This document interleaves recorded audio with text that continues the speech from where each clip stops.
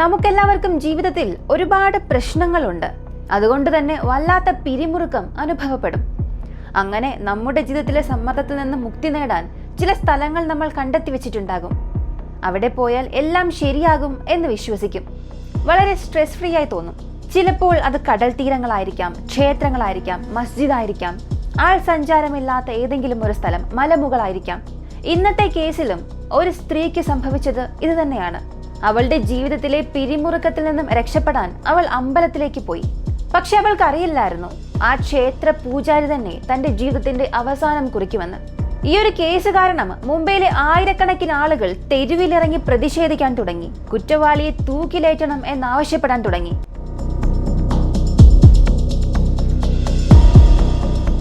അവരുടെ ശബ്ദം നവി മുംബൈയിലുടനീളം പ്രതിധ്വനിക്കാൻ തുടങ്ങി.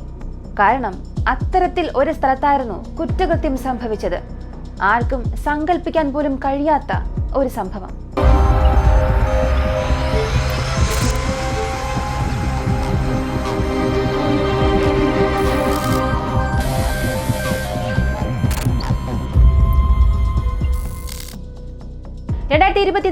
ജൂലൈ മാസം 9 മഹാരാഷ്ട്രയിലെ കല്യാൺ എന്ന സ്ഥലത്ത് നിന്നും കുറച്ചകലെ ഷിൽപേട്ട എന്ന മലമുകളിൽ ഖോൽ ഗണപതി എന്നറിയപ്പെടുന്ന ഒരു ഗണപതി ക്ഷേത്രമുണ്ട്. ആൾസഞ്ചാരം അധികം ഇല്ലാത്ത പ്രദേശത്താണ് ഈ ഒരു ക്ഷേത്രം സ്ഥിതി ചെയ്യുന്നത്. ചുറ്റും കാടാണ്. വളരെ കുറച്ച് ആളുകൾ മാത്രമാണ് അവിടെ സന്ദർശനത്തിന് വരുന്നത്. സാധാരണയായി പതിവായി ക്ഷേത്രത്തിൽ വരുന്ന കുറച്ചു പേരുണ്ട്. അങ്ങനെയുള്ള ആളുകൾ മാത്രമാണ് അവിടെ വരാറുള്ളത്.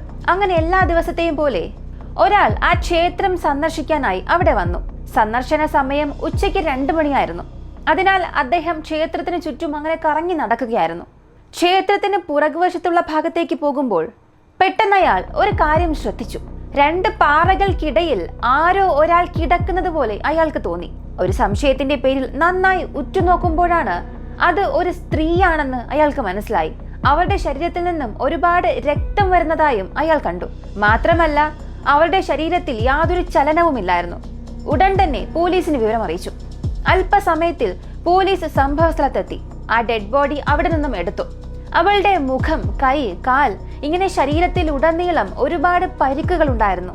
തലയിൽ ശക്തമായ പരിക്കേറ്റിട്ടുണ്ട്. ഉടൻ തന്നെ ഡോഗ് സ്ക്വാഡ്, ഫോറൻസിക് ഡിപ്പാർട്ട്മെന്റ് എല്ലാവരും വരുന്നു. ആ ക്രൈം സീൻ മുഴുവനും സുരക്ഷിതമാക്കി. അവിടെ മുഴുവൻ പരിശോധന ആരംഭിച്ചു.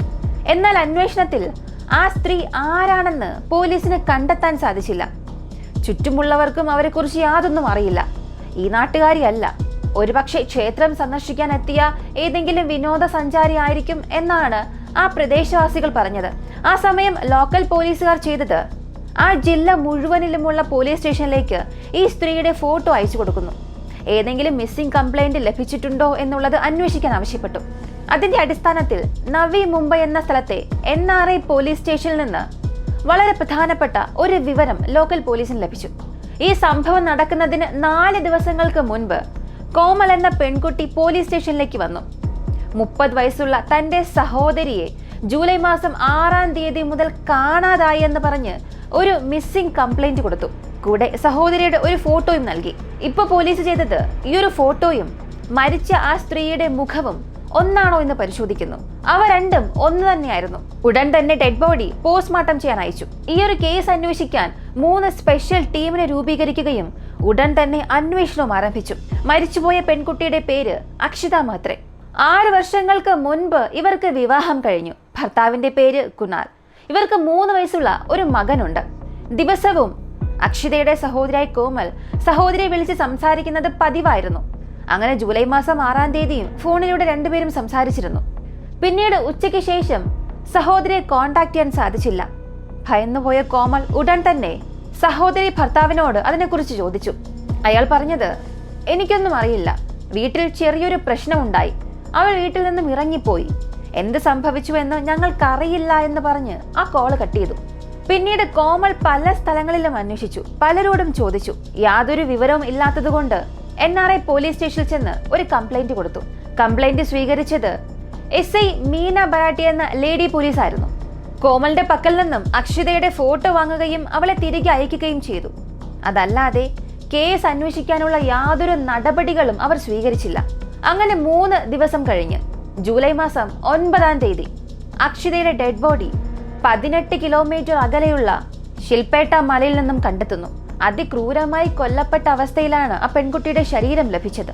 എങ്കിൽ പോലും ആ സമയത്ത് ഈയൊരു കേസ് യാതൊരു മാധ്യമങ്ങളും അധികം സംസാരിച്ചില്ല. എങ്കിലും പോലീസ് നേരെ ക്ഷേത്രത്തിലേക്ക് പോയി അവിടെയുള്ള CCTV ഫൂട്ടേജസ് എല്ലാം പരിശോധിക്കാൻ തുടങ്ങി. ആളുകൾ അധികം താമസമില്ലാത്ത ഒരു സ്ഥലത്താണ് ഈ ക്ഷേത്രം സ്ഥിതി ചെയ്യുന്നത്. ആളുകൾക്ക് വരാനും പോകാനും മറ്റു വഴികളൊന്നും തന്നെ ഇല്ല. അതൊരു വനപ്രദേശമാണ്. അതുകൊണ്ട് തന്നെ അവിടെ ഒരുപാട് CCTV ക്യാമറകൾ വെച്ചിട്ടുണ്ട്.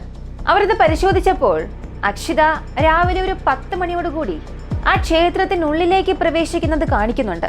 പക്ഷേ തിരികെ പോകുന്നത് പോലുള്ള യാതൊരു ദൃശ്യങ്ങളുമില്ല. അതിനാൽ പോലീസ് ആ ദൃശ്യങ്ങൾ കാണുന്നത് അവസാനിപ്പിച്ചില്ല. അപ്പോഴാണ് പോലീസുകാർക്ക് ഒരു കാര്യം മനസ്സിലായത്. ആ ക്ഷേത്രത്തിൽ അന്നത്തെ ദിവസം ആരും തന്നെ വന്നിട്ടില്ല. അക്ഷിതയൊഴികെ ആ സ്ഥലത്ത് പലതവണ വന്നവർ 3 പേരാണ്. അതിനാൽ പോലീസ് ഇപ്പോ അവരെ കുറിച്ച് അന്വേഷിക്കാൻ തുടങ്ങി. ക്ഷേത്രത്തിന്റെ പ്രധാന പൂജാരിയായ ബലക് മഹാരാജ എന്നയാൾ അയാളുടെ സ്വന്തം നാടായ ഉത്തർപ്രദേശിലേക്ക് പോയിരുന്നു.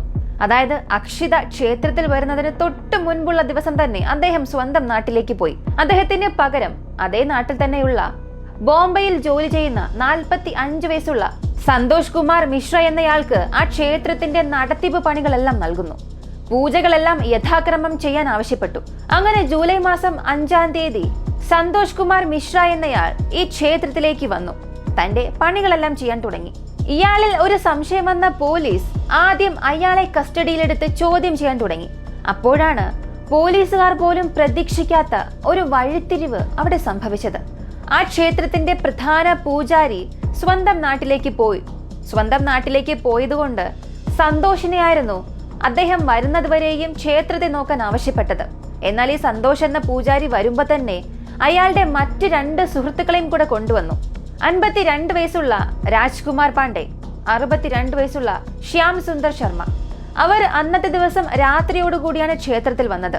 അങ്ങനെ അടുത്ത ദിവസം രാവിലെ എഴുന്നേറ്റതും പൂജാ ജോലികളെല്ലാം ചെയ്യാൻ തുടങ്ങി. പിന്നീടാണ് രാവിലെ ഒരു 10 മണിയോടുകൂടി ക്ഷേത്രത്തിലേക്ക് അക്ഷിത വന്നത്. അക്ഷത ഏറെ സമയമായി വളരെ ദുഃഖത്തോടുകൂടി ആ ക്ഷേത്രത്തിൽ തന്നെ ഇരുന്നു. അവളുടെ ദുഃഖത്തിന്റെ കാരണം അറിയണമെന്നുണ്ടെങ്കിൽ ആദ്യം അവളെ കുറിച്ച് അറിയണം. മുംബൈയിലെ ബെലാപൂരിൽ അമ്മയ്ക്കും അച്ഛനും സഹോദരിക്കും ഒപ്പമായിരുന്നു അവൾ താമസിച്ചത്. ഒരു ഇടത്തരം കുടുംബം. അക്കാരണത്താൽ അവരുടെ സാമ്പത്തിക സ്ഥിതിയും അത്ര നല്ലതല്ല. എങ്കിലും അവൾ ജോലിക്ക് പോയി മാന്യമായി സമ്പാദിക്കുന്നുണ്ട്. വളരെ മതവിശ്വാസിയായ ഒരു പെൺകുട്ടി. ക്ഷേത്രത്തിലെ ആരാധനയിലും അമിതമായ വിശ്വാസമുണ്ടായിരുന്നു. അതിനാൽ അവൾക്ക് സമ്മർദ്ദം അനുഭവപ്പെടുമ്പോഴെല്ലാം അവൾ ക്ഷേത്രത്തിൽ വന്നിരിക്കും. അതുപോലെയായിരുന്നു ഖോൽ ഗണപതി ക്ഷേത്രവും അവൾ സ്ഥിരമായി സന്ദർശിക്കാറുണ്ട്. ക്ഷേത്രത്തിലെ പ്രധാന പൂജാരിയായ ബലക് മഹാരാജന് അവൾക്ക് നന്നായി തന്നെ അറിയാം. ക്ഷേത്ര സന്ദർശനത്തിന് പോകുമ്പോൾ പ്രധാന പൂജാരിയെയും അവൾ കാണാറുണ്ട്. ദർശനം കഴിഞ്ഞ് മാത്രമേ അവൾ അവിടെ നിന്നും പോകാറുള്ളൂ. ഈ ഒരു സാഹചര്യത്തിൽ കുനാൽ മാത്ര എന്നയാളുമായി നിശ്ചയിച്ചിരുന്ന വിവാഹം കഴിഞ്ഞു. വിവാഹശേഷമായിരുന്നു അവളുടെ ബുദ്ധിമുട്ടുകളെല്ലാം കൂടാൻ തുടങ്ങിയത്. ഭർത്താവിന്റെ വീട്ടിൽ നിന്നും അവളോട് പണം ചോദിക്കാൻ ആവശ്യപ്പെട്ടു. സ്വന്തം വീട്ടിൽ നിന്നും പണം വാങ്ങി കൊണ്ടുവരാൻ അവളോട് ആവശ്യപ്പെടും. പരോക്ഷമായി സ്ത്രീധനം പോലെ തന്നെ. അക്ഷിതയുടെ മാതാപിതാക്കളും ചിന്തിച്ചത് മകളുടെ ഭർത്താവല്ലേ, അവരുടെ കുടുംബമല്ലേ, ചോദിക്കുന്നത് നൽകാമെന്ന്. അങ്ങനെ അക്ഷിതയുടെ ഭർത്താവ് എപ്പോഴെല്ലാമാണോ പണം ചോദിക്കുന്നത് അപ്പോഴെല്ലാം ഇവർ നൽകിക്കൊണ്ടിരുന്നു. പക്ഷെ ഒരു ഘട്ടത്തിന് ശേഷം അക്ഷിതയ്ക്ക് ഇതൊന്നും താങ്ങാവുന്നതിലും അപ്പുറമായി മാറി. പണം നൽകാൻ കഴിയില്ല എന്ന് പറഞ്ഞാൽ അപ്പോൾ തന്നെ അവളെ മർദ്ദിക്കാൻ തുടങ്ങും. പോരാത്തതിന് ഒരുപാട് സംശയമുണ്ടായിരുന്നു അയാൾക്ക്. ഇങ്ങനെ കുടുംബത്തിൽ നിന്നും പ്രശ്നങ്ങൾ നേരിടേണ്ടി വന്നപ്പോൾ അവൾ പിന്നെയും അമ്പലത്തിൽ പോയി ദർശനം നടത്തുന്നത് ശീലമാക്കി മാറ്റി. അവിടെ അല്പസമയം വിശ്രമിച്ചിട്ട് തിരികെ വീട്ടിലേക്കും പോകും. അങ്ങനെ ജൂലൈ മാസം 6-ാം തീയതിയും ആ വീട്ടിൽ ചില പ്രശ്നങ്ങൾ ഉണ്ടായി. അവൾ അവിടെ നിന്നും ഇറങ്ങി 18 കിലോമീറ്റർ ദൂരെയുള്ള ഈ ക്ഷേത്രത്തിൽ വന്ന് പ്രാർത്ഥിക്കാൻ തീരുമാനിച്ചു, ഒരല്പം സമാധാനത്തിന് വേണ്ടി. അങ്ങനെ അവൾ വരികയും ചെയ്തു. അവൾ ആ ക്ഷേത്രത്തിൽ വന്ന് പ്രധാന പ്രതിഷ്ഠയെ നോക്കി അങ്ങനെ ഇരിക്കുകയായിരുന്നു. ആ സമയം അവൾക്ക് എന്ത് ചെയ്യണമെന്നേ അറിയില്ല. ആ ക്ഷേത്രത്തിൽ ഉണ്ടായിരുന്ന 3 പേരെയും അവൾക്ക് തിരിച്ചറിയാൻ സാധിച്ചില്ല. ആ 3 പേർ ഒഴികെ ആരും അവിടെ വന്നതുമില്ല. അങ്ങനെ സമയം കടന്നുപോയി. ഉച്ചയ്ക്ക് 2 മണിയായി. അവിടെ ഉണ്ടായിരുന്നവർ അവൾക്ക് ഭക്ഷണം നൽകി. താൻ ഒരു ക്ഷേത്രം സന്ദർശിക്കാനായി വന്നതാണ്, തനിക്കിവർ ഭക്ഷണവും തന്നു. തന്നത് ഒരു പൂജാരിയാണ്. അതുകൊണ്ട് അതൊരു പ്രസാദമായി കണക്കാക്കി അവൾ ആ ഭക്ഷണം കഴിച്ചു. ഈ ഒരു സാഹചര്യം പ്രയോജനപ്പെടുത്തി 3 പേരും അക്ഷതയോട് സംസാരിക്കാൻ തുടങ്ങി. ഇങ്ങനെ വീണ്ടും സമയം കടന്നുപോയി. വൈകുന്നേരം 6 ആയപ്പോൾ ഈ 3 പേരും അവൾക്ക് ചായ നൽകുന്നു. അവളും അത് സന്തോഷത്തോടു കൂടി വാങ്ങി കുടിച്ചു. എന്നാൽ അക്ഷത അറിഞ്ഞിരുന്നില്ല അവർ ആ ചായയിൽ മയക്കുമരുന്ന് കലർത്തിയിരുന്നു. ഇതോടെ ഏതാനും മിനിറ്റുകൾക്കകം അക്ഷത അബോധാവസ്ഥയിലായി. അവൾ അബോധാവസ്ഥയിലായ ഉടൻ തന്നെ ആ 3 പേരും ചേർന്ന് ആ ക്ഷേത്രത്തിലെ സ്റ്റോർ റൂമിലേക്ക് അവളെ വലിച്ചിഴച്ചു കൊണ്ടുപോയി. 3 പേരും യാതൊരു മനസ്സാക്ഷിയും ഇല്ലാതെ വളരെ ക്രൂരമായി പീഡിപ്പിക്കാൻ തുടങ്ങി. അവർ എന്ത് ചെയ്യുന്നു എന്ന് പോലും അറിയാത്ത ഒരവസ്ഥയിലായിരുന്നു അവൾ ആ സമയം. ഇവരുടെ ആവശ്യങ്ങളെല്ലാം അവസാനിച്ചതിനു ശേഷം അതേ സ്റ്റോർ റൂമിൽ തന്നെ അവളെ പൂട്ടിയിട്ടു. വൈകുന്നേരം ചില ഭക്തർ അവിടെ വന്നു. പൂജകളും ചെയ്ത് അവസാനിച്ചു. അന്നത്തെ ദിവസം രാത്രി വീണ്ടും ഈ 3 പേർ സ്റ്റോർ റൂമിനുള്ളിലേക്ക് ചെന്ന് അവളെ ക്രൂരമായി പീഡിപ്പിച്ചു. അപ്പോഴും അവൾക്ക് ബോധമില്ലായിരുന്നു. രാവിലെ ആയിരുന്നു അവൾക്ക് ബോധം തിരികെ ലഭിച്ചത്. എഴുന്നേറ്റ് നോക്കിയപ്പോഴാണ് തനിക്ക് സംഭവിച്ച ക്രൂരതയെക്കുറിച്ച് അവൾ ഓർക്കുന്നത്. പെട്ടെന്ന് അവൾ നിലവിളിച്ച് കരയാൻ തുടങ്ങി, ശബ്ദമുണ്ടാക്കാൻ തുടങ്ങി. ഇവളുടെ ശബ്ദം കേട്ട ഈ 3 പേരും ഇപ്പൊ ഭയപ്പെടാൻ തുടങ്ങി. പെട്ടെന്ന് ഓടിവന്ന് ആ ക്ഷേത്രത്തിന്റെ നിലത്ത് അവളുടെ തല പിടിച്ച് ഇടിക്കാൻ തുടങ്ങി. 3 പേരും ചുറ്റും കൂടി നിന്ന് അവളെ ചവിട്ടാനും മർദ്ദിക്കാനും തുടങ്ങി.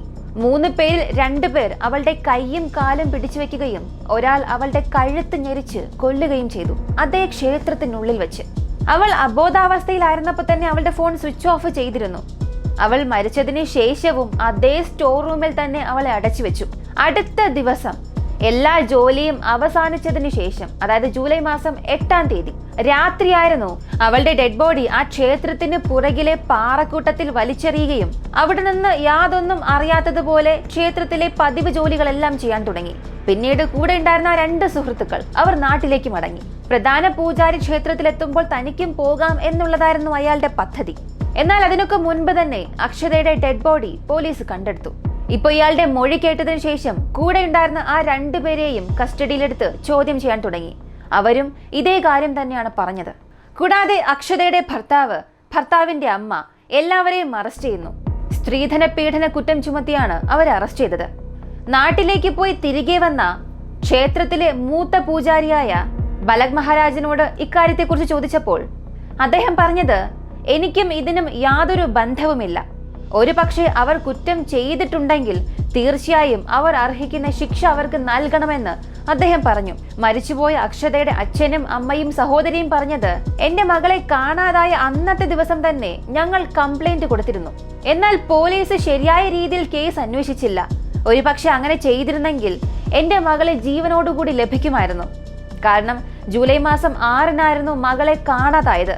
വൈകുന്നേരം അവൾക്ക് ക്ഷേത്രത്തിൽ വെച്ച് മയക്കുമരുന്ന് നൽകി. ജൂലൈ മാസം 7-ാം തീയതി അവളെ കൊന്നു. ഒരുപക്ഷെ പോലീസ് വളരെ ഗൗരവമായി കേസ് അന്വേഷിച്ചിരുന്നെങ്കിൽ അവളുടെ അവസാന ലൊക്കേഷൻ ട്രേസ് ചെയ്യാമായിരുന്നു. തീർച്ചയായും ആ ക്ഷേത്രത്തിൽ പോലീസ് എത്തുമായിരുന്നു. വളരെ എളുപ്പത്തിൽ തന്നെ അവളെ കൊല്ലുന്നതിന് മുൻപ് തന്നെ കുറ്റവാളികളെ പിടിക്കാൻ സാധിക്കുമായിരുന്നുവെന്ന് ആ പോലീസിന് നേരെ വലിയൊരു വിമർശനമുയർത്തി.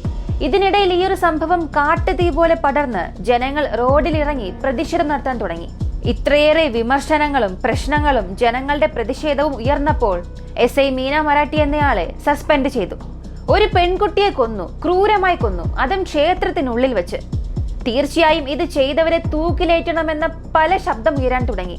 ഇതിൽ നമ്മയെല്ലാം അത്ഭുതപ്പെടുത്തുന്ന മറ്റൊരു കാര്യം, ഈ കുറ്റം ചെയ്തവർക്കെല്ലാം 50 വയസ്സിൽ കൂടുതലുണ്ട്.